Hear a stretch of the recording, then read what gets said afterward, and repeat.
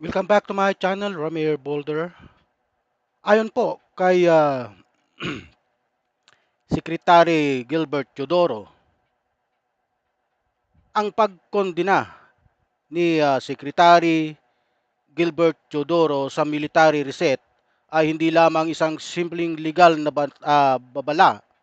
Ito ay isang malalim na pagtatanggol sa pundasyon ng demokratikong katatagan ng Pilipinas laban sa mga paulit-ulit na pagsisikap na gamitin ang military bilang instrumento ng politikal na pagbabago at madalas na nagdudulot ng hindi pagkakaisa at karahasan sa halip na tunay na reforma.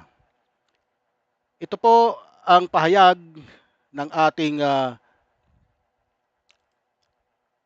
Department of National Defense Secretary Gilbert Teodoro. Atin pong tunghayan. Laging mayroong mga banta sa isasagawang malawakang kilos protesta sa Luneta bukas, November 30, ayon kay Defense Secretary Gilberto Teodoro. Sa kabila nito, inaasahan ng kalihim na magiging matahimik pa rin ang rally. Pinagtutuunan din ng pansin ng Armed Forces of the Philippines ang kaligtasan ng mga dadalo. Nakahanda rin sa worst case scenario ang Office of the Civil Defense o OCD at Philippine National Police o PNP. On worst case scenario sa OCD level yun hindi AFP level. PNP issue yung peace and order. So sa amin sa OCD level naka-prepare lahat ng ambulansya, emergency services for any contingency, not necessarily a violent one, but health concerns or whatever. Ayon pa kay Secretary Teodoro, maaaring makasuhan at hulihin ang sinumang mananawagan ng military reset kasabay ng rally. That's totally illegal. And that's inciting to sedition. Tama po, sapagkat yan po ay panawagan ng isang inciting to sedition. Ano po? Okay lang po ang rally. Kundinahin ang korupsyon.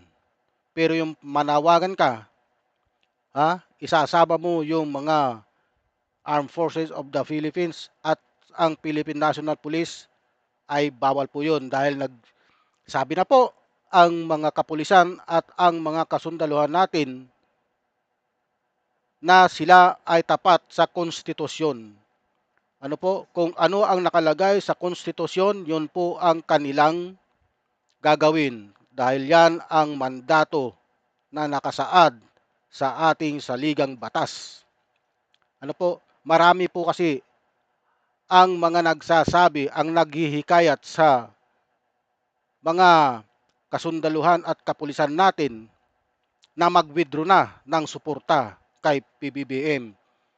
Ngunit hindi po natitinag ang kasundaluhan at ang ating mga kapulisan sa kanilang sinumpaang tungkulin sa konstitusyon na ang tanging proprotektahan ay ang mga Pilipino, ang sambayanang Pilipino at ang bansang Pilipinas ayon sa ating 1987 konstitusyon.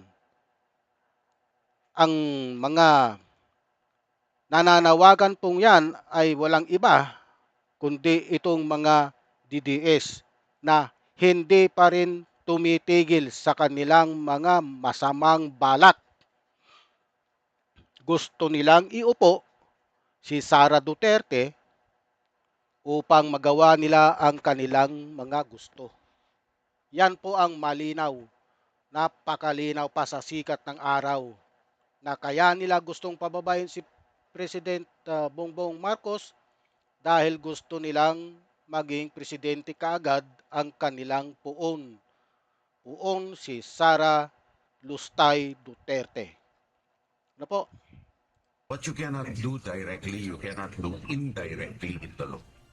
So, when you say withdrawal of support, it's an indirect way of saying, I'll take over, which is illegal. Nilinaw din ng DND Secretary ng pagpapahayag ng galit laban sa mga anomalya ay hindi maituturing na destabilisasyon. Sa halip, ang iligal ay ang mga nananawagan ng pagbibitiw ng suporta at reset. Asher Kadapan. Maliwanag po sa ating ah, balita na ayon po kay Secretary Teodoro ay tanging ang legal ay ang pagkondina sa mga korupsyon na nagaganap sa ating pamahalaan, flood control scam at ghost project and insertion. Ano po?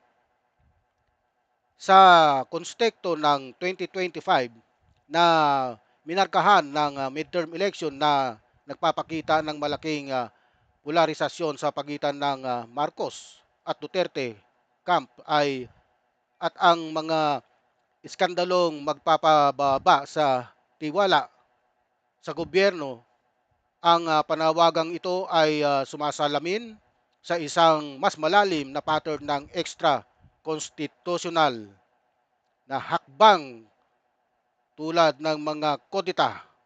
Ha? Mas malalim na antas ang posisyon ni Teodoro ay nagpapaalala na ang tunay na reset ay hindi nasa pag-udyok ng militar na may mataas na trust rating dahil sa kanilang political na tungkulin,